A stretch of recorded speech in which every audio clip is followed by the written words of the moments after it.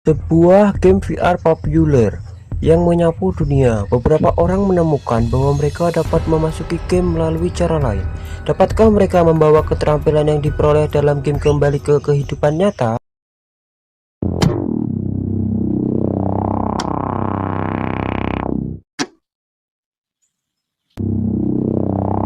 Ini kelanjutan dari part sebelumnya. Shin pun lalu berpindah ke sekolah. Jian pun lalu menghampiri Tian. Jian pun lalu memberitahukan Tian bahwa klub e-sport sedang mencari anggota untuk direkrut. Lalu terlihat banyak orang yang sedang mengantri untuk mendaftar sesuatu. Di saat Tian dan Jian sedang mengantri, mereka pun lalu dipanggil oleh Qian. Qian lalu memanggil Tian dan Jian. Qian pun berkata, "Kenapa kalian berdua ini telat untuk mendaftar? Dan cepat isi formulir ini," ucap Qian. Jian pun lalu berkata, "Bagus, aku dengar bahwa pencarian anggota untuk direkrut ke klub e-sport tahun ini lebih banyak 2 kali lipat daripada tahun kemarin. Dan aku yakin kita akan benar-benar bermain." Tian pun lalu berkata, "Benarkah? Bukankah ada seseorang yang bernama Long San di e-sport?" Qian dan Jian pun yang mendengar perkataan dari Tian sedikit bingung. Qian lalu berkata, "Aku belum pernah dengar. Dari mana kamu mendapat kabar itu? Dan apakah dia jago?" Tian pun lalu berkata, "Entahlah, mungkin aku salah dengar." Setelah pembicaraan itu, mereka pun lalu melanjutkan untuk mengantri. Terlihat seseorang yang sedang bersama Yu. Orang itu berkata, "Kapten, terdapat 3 master yang bisa memulai mode bebas dengan penuh. Qin Yu, kekuatan rata-rata dari tim sekolahnya tidaklah lemah." Yu pun lalu berkata, "Pelatih, jangan membuatku bahagia." Meskipun Yu memiliki beberapa bakat, dia memiliki temperamental yang panas dan kemauan yang keras. Dia selalu datang untuk berpartisipasi dalam kegiatan klub. Ini diibaratkan hanya tulang yang keras. Yu pun lalu berkata lagi, "Banyak pemain yang lulus tahun ini dengan keahlian yang kurang.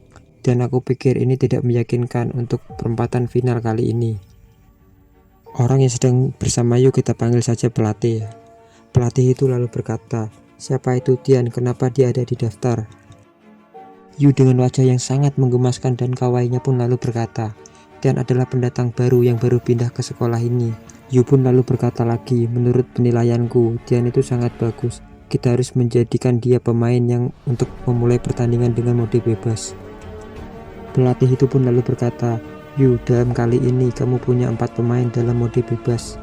Jika kamu tidak punya perkataan lagi, maka kamu harus memasuki perempatan final. Itu pasti adalah suatu kepastian. Dan kenapa kau bilang kepadaku betapa lemahnya dirimu?" Yu pun lalu berkata, "Dalam permainan itu bukan tergantung dari individu, melainkan dari kerjasama tim." Yu pun lalu berkata lagi, "Dan untuk Tian, meskipun aku tidak tahu bagaimana kemampuannya, aku mendengar bahwa dia adalah seorang pemain kelas atas dan masih seorang amatir. Aku sangat tidak optimis." Bener banget itu, menurut saya itu bener banget. Meskipun kamu jago, kalau kamu sendiri itu percuma kan. Kalau kerja sama tim kita itu kompak kerjasamanya, pasti kemenangan itu lebih gampang untuk dicapai. Pelatih itu pun lalu berkata kepada Yu, "Tenang saja, jangan berpikir terlalu banyak. Kita akan menjadi jelas setelah melihat permainannya nanti." Shin pun lalu dikembalikan lagi ke Tian. Terlihat Tian yang sedang mendaftar. Orang itu lalu mengajak perkenalan. Orang itu berkata, "Tian, kamu adalah pendatang baru yang hebat, seperti yang dikatakan Liu. Perkenalkan, namaku Murong. Aku adalah senior di tahun ini dan menjadi seniormu," ucapnya. Orang itu lalu melihat formulir dari Tian. Tian yang sudah memiliki guild, yaitu guild bintang. Orang itu dalam hatinya berkata, "Guild bintang adalah guild yang besar, juga persyaratannya sangat susah." Orang itu lalu berkata lagi, "Tian terlihat biasa saja, tetapi aku tidak menyangka bahwa dia akan menjadi anggota guild bintang di level 20. Ini tampaknya benar-benar ada sesuatu yang luar biasa," ucapnya. Orang itu yang bernama Mudrung lalu bertanya kepada Tian, "Aku dengar kamu baru saja pindah ke sekolah ini. Benar kamu pernah mengikuti aktivitas klub sebelumnya?" Tian pun lalu berkata, tidak pernah." Orang itu yang bernama Mudrung lalu berkata lagi, "Biarkan aku memberitahukanmu secara singkat. Tujuan utama dari klub kami adalah bukan untuk meningkatkan level dan alat bertempur. Kami akan memperhatikan kemampuan dari PvP." Yang tidak mengerti apa itu PvP pun lalu bertanya, "Apa itu PvP?"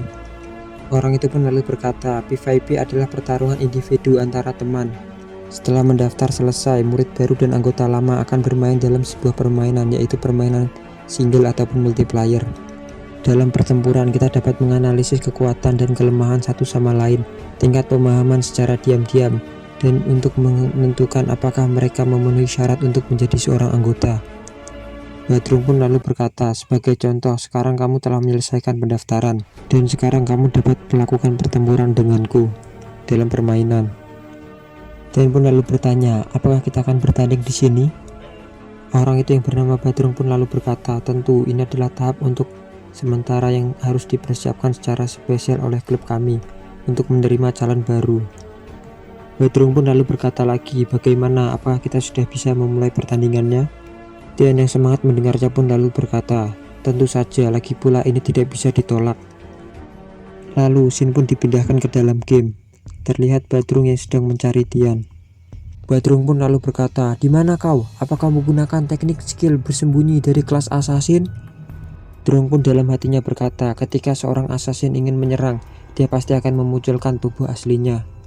Dan selama itu juga kamu tidak akan ada kesempatan untuk melakukan pertarungan.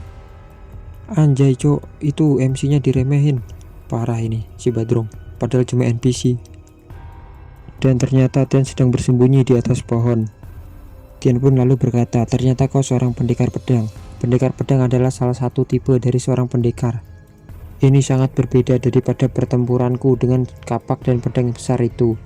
Tapi dia harus memiliki penguasaan pedang yang bagus. Sayangnya dia masih penuh banyak celah dan terlihat masih seperti seorang pemula, ucap Tian. Setelah Tian bersiap, Tian pun lalu menyerang Gadrun itu dengan daggernya dan lalu memukulnya, mengakibatkan kepala dari si Gadrun itu pun puyeng terkena efek stun. Tian pun lalu berkata, jika pukulanku telah mengenai wajah musuh, itu akan menyebabkan efek stun selama 3,5 detik. Tian pun lalu ingin menyerang lagi dan berkata, skill ini dapat mengganggu pergerakan dari musuh, jadi jika kamu menguasai halaman rumah, ini adalah skill kontrol yang sangat kuat.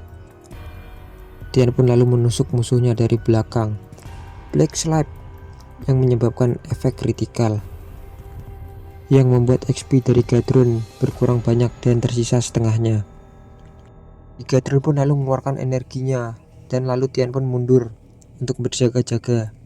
Si Gadrun pun lalu ingin menyerang Tian menggunakan pedangnya. Saat Gadrun mengembuskan pedangnya, Tian pun lalu menggunakan skill bersembunyi dan serangan dari Gadrun pun gagal. Tian pun lalu mundur untuk menjaga jarak dengan musuhnya. Si Gadrun dalam hatinya berkata, meskipun serangan dari Tian mengandung kritikal, tapi waktu cooldown dari skill bersembunyi itu sangat lama. Dan aku juga masih memiliki setengah dari XP ku. Aku juga mengerti apalagi yang bakal digunakan untuk melawanku, ucap dari Gadrun. Tian lalu maju untuk menyerang. Tian dalam hatinya berkata, aku sangat ingin mencoba skill baruku, tapi sekarang semuanya belum siap dan aku belum bisa untuk menggunakannya. Katakan aku tidak bisa menghindarinya. Si Gadrun pun lalu menyerang Tian menggunakan pedangnya. Pukulan kematian. Tian pun lalu mati, tewas. Dan lalu game over, permainan pun lalu selesai. Anjir yo, ini Tian pinter ya kan akalnya. Biar nggak ketahuan dia itu kan jago, makanya dia itu pura-pura mati. Bukan pura-pura mati sih, sengaja mati. Yu dan pelatih itu sedang menonton pertarungan dari Tian. Pelatih itu berkata, Yu, apa yang sedang kamu pikirkan? Tanyanya. Yu pun lalu berkata, menggunakan skill pukulan telak untuk mengganggu ritme serangan dari pertarungan. Ini merupakan level dari permainan yang level profesional. Pelatih itu pun lalu berkata, meskipun Tian sedikit ahli dalam pertarungan mode bebas, efek pertarungannya sekarang tidaklah bagus. Ini mungkin akan berhubungan dengan pertarungannya dia. Yu pun lalu berkata, sepertinya dia masih kurang pengalaman untuk bertarung. Tapi setelah berlatih, kekuatannya dapat benar-benar meningkat pesat. Dan sepertinya aku terlalu meremehkannya sebelumnya. Pelatih itu yang bergaya sok cool anjing lalu berkata, dan ini benar-benar pemain yang memiliki potensi. Setelah pertandingan selesai, Gadrun lalu berkata, Tian, kau benar-benar luar biasa. Aku pikir Liu hanya berbohong semata. Dan jika ini bukan untuk manfaat profesional, aku mungkin tidak dapat mengalahkanmu, ucap Gadrun. Setelah itu mereka berdua pun bersalaman. Gadrun lalu berkata, terlihat dari kemampuanmu tadi, seharusnya itu mode penuh bebas bukan? Tian pun lalu berkata, iya. Gadrun pun lalu mengajak Tian untuk bergabung, lalu berkata, Ayolah, aku harap kamu bisa bergabung dengan kami dan menjadi rekan untuk di masa depan. Tian pun lalu turun dari panggung permainan. Tian dalam hatinya juga berkata, sangat disayangkan dia menganggap remeh musuhnya sebagai seorang pemula hanya karena berlatih skill sebelumnya dan tidak membunuh musuh ketika ada kesempatan. Andai tadi Tian tidak ngalah kan, pasti si Gatrung itu udah mati duluan. Tian pun lalu teringat perkataan dari gurunya. Gurunya berkata, Tian, kamu harus ingat ketika seseorang berpikir dia aman, sebenarnya dia sedang diambang kematian. Tian yang sedang melamun pun lalu didatangi oleh Jian. Jian lalu berkata, apa kamu melepaskan air ketika kamu bermain dengan si Murong? Salah, namanya bukan Barong tapi Murong cuy. Maaf, salah. Jian lalu berkata lagi, Murong dan Liu itu seimbang. Jika kamu tidak dapat membeku saat terakhir tadi, kamu pasti akan menang. Tapi kenapa seranganmu sekarang benar-benar berkurang? Dan penggunaan skillmu itu terlalu awal. Apa kamu ingin menyembunyikan kekuatanmu? Tanya Jian. Jian yang tidak ingin ketahuan pun lalu tersenyum dan berkata, Tidak, Murong itu sangat luar biasa. Jian pun lalu heboh sendiri dan berkata, event penghancuran bumi terjadi lagi di game. Berita tentang game itu tertulis, sebuah ledakan besar berasal dari lembah yang ditinggalkan, yang direduksi menjadi puing-puing dalam semalam. Misi macam apa yang tersembunyi di baliknya? Tanya berita itu. Berita itu juga tertulis, pada pukul 12 ledakan hebat terjadi di lembah. Bagi yang nggak tahu, episode kemarin tuh kan Tian dan Lau Lau tuh kan berlatih di lembah itu, lembah kesesatan itu yang sekarang dihancurkan. Tian yang melihat berita itu pun dalam hatinya berkata, untung saja aku dapat berlari di saat itu dengan cepat. Jika tidak, mungkin aku harus bisa menjelaskan apa yang terjadi di sana. Aku tidak tahu apa orang-orang itu yang menyelamatkanku waktu itu. Jian lalu berkata, lihat postingan ini bahwa Lau Lau sedang melakukan browse setting di lembah yang ditinggalkan kemarin. Dan beberapa orang meragukan apakah guild bintang di belakang ini dan memicu ledakan yang disebabkan oleh misi epic, ucapnya. Maksudnya tuh gini, Lau Lau tuh sedang ada project apa kayak wawancara gitu kan, biar menjelaskan gitu. Jian pun lalu berkata lagi, setelah itu lembah yang ditinggalkan tidak diizinkan lagi untuk menaikkan level di sana. Tian pun lalu pamit dan berkata, ada sesuatu yang harus kulakukan, aku harus pergi. Tian pun lalu mengajak mereka berdua. Tapi Tian lalu berkata, kita harus meningkatkan guild, jadi silahkan kamu pergi duluan. Ceritanya cukup segini dulu ya. Terima kasih buat teman-teman yang sudah menonton video ini sampai habis. Admin pamit, sampai jumpa di part selanjutnya.